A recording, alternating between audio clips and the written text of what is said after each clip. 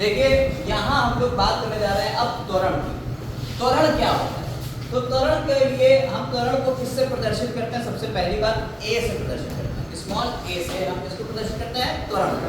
त्वरण का जो फार्मूला है वेग परिवर्तन बटे समय अंतराल है। अब इसको दो तरीके से इसको परिभाषित कर सकते हैं। परिभाषा दो तरीके से बनाई जा सकती है। यदि इसे हम एकांक करते हैं, क्या करते हैं? एकांक, तो परिभाषा क्या बनेगी? एकांक समय अंतराल में किसी वस्तु के वेग में जो परिवर्तन होता है वो उसका त्वरण कहलाता है। ठीक है, यानी एकांक समय अंतराल में वस्तु के वेग में परिवर्तन को त्वरण कहते हैं। एक तो परिभाषा ये हो सकती है। दूसरी परिभाषा क्या हो सकती है? वेग परिवर्तन की दर को, अगर नीचे समय है तो उधर होती है दर, वेग परिवर्तन की दर को क्या कहते हैं? त्वरण कहते हैं। ठीक है, दो तरीके से आपने इसके फॉर्मूले पढ़ लिए। तो एकांक समय अंतराल में वेग परिवर्तन जितना हो रहा है किसी वस्तु का वो क्या कहे? त्वरण है, या वेग परिवर्तन की दर को क्या कह रहे हैं? त्वरण कह रहे हैं। क्लियर? अब जरा देखिए, हमने कहा कि यदि कोई वस्तु का, किसी वस्तु का प्रारंभिक वेग u है, हमने मान लिया u है, वो 10 भी हो सकता है, 5 भी हो सकता है, 2 भी हो सकता है। हमने क्या कहा? वस्तु का प्रारंभिक वेग कितना है? u है, और वो t समय बाद कितना हो जाता है? v हो जाता है। t समय बाद बढ़ के कितना हो गया? बदल के वो v हो गया। ठीक है, तो उस वस्तु का त्वरण कितना होगा? देखिए वेग परिवर्तन कितना था? पहले वेग था u, बाद में बदल के कितना हो गया? v। तो परिवर्तन कितना हुआ? बाद वाले में से पहले वाले को माइनस कर दीजिए तो आ जाएगा वेग परिवर्तन, v माइनस u। ये क्या हुआ? v माइनस u क्या है? वेग परिवर्तन बटे समय अंतराल। कितने समय में हुआ? t समय में हो गया। तो ये फॉर्मूला बन गया a = v minus u by t। इतना उसका क्या होगा? त्वरण होगा। अब त्वरण का मात्रक क्या होगा? देखिए v माइनस u क्या है? वेग परिवर्तन है। वेग का मात्रक क्या होता है? मीटर प्रति सेकंड। ये आपको हमने पहले बताया होगा। वेग का मात्रक होता है मीटर प्रति सेकंड, और मीटर प्रति सेकंड में नीचे एक और प्रति सेकंड है, तो पावर कितनी हो जाएगी? 2। तो मीटर प्रति सेकंड स्क्वायर। समझ में आई बात या नहीं? मीटर पर सेकंड स्क्वायर, इसे हम ऐसे भी लिख सकते हैं, मीटर पर सेकंड स्क्वायर। या इसी को जब हम पावर ऊपर जाती है तो मीटर प्रति सेकंड स्क्वायर को ये लिख देते हैं -2, पावर -2। ठीक है, ये हमारा त्वरण होता है।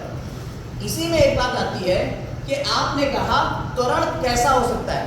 त्वरण दो तरीके के हो सकते हैं। त्वरण धनात्मक भी हो सकता है और ऋणात्मक भी हो सकता है।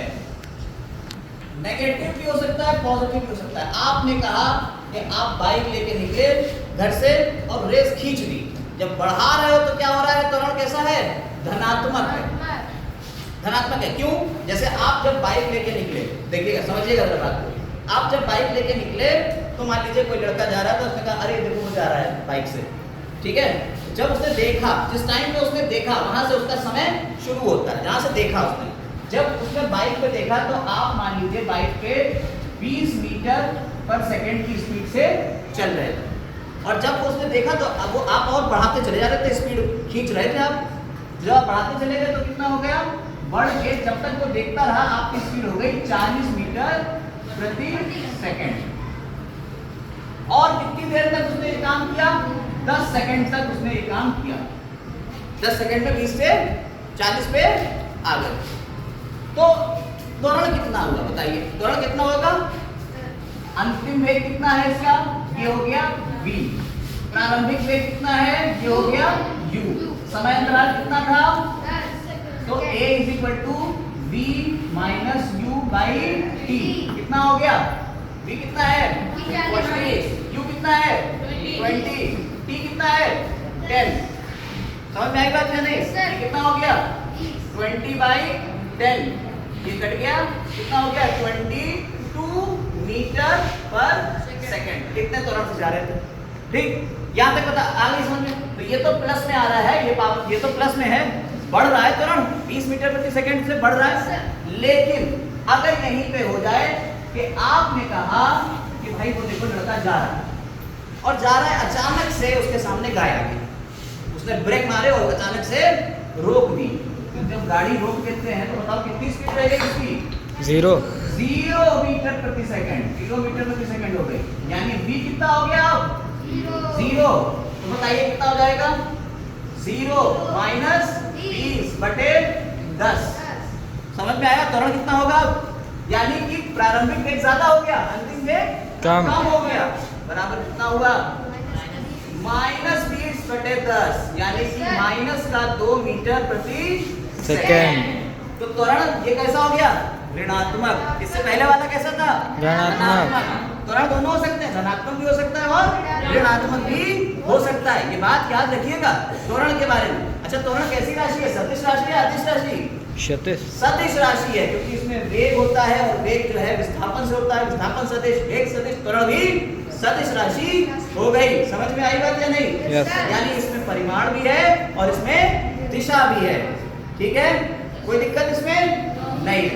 अब यहाँ तक हम लोगों ने देखिए बात करी थी दूरी की, विस्थापन की, फिर वेग और त्वरण की।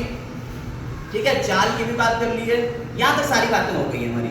अब जो हम लोग बात करेंगे वो आगे के लेक्चर्स में, आगे के वीडियोस में ग्राफ के ऊपर बात होगी। कैसे ग्राफ बनाते हैं, कैसे ग्राफ में दूरी और समय का ग्राफ होगा, दूरी विस्थापन का ग्राफ होगा, इस तरीके से जो ग्राफ होंगे उनके ऊपर बात होगी, है ना। तो आगे हम लोग ग्राफ के ऊपर बात करेंगे। यहाँ त्वरण आपको समझ में पूरा आ गया। चलिए बस इतना ही।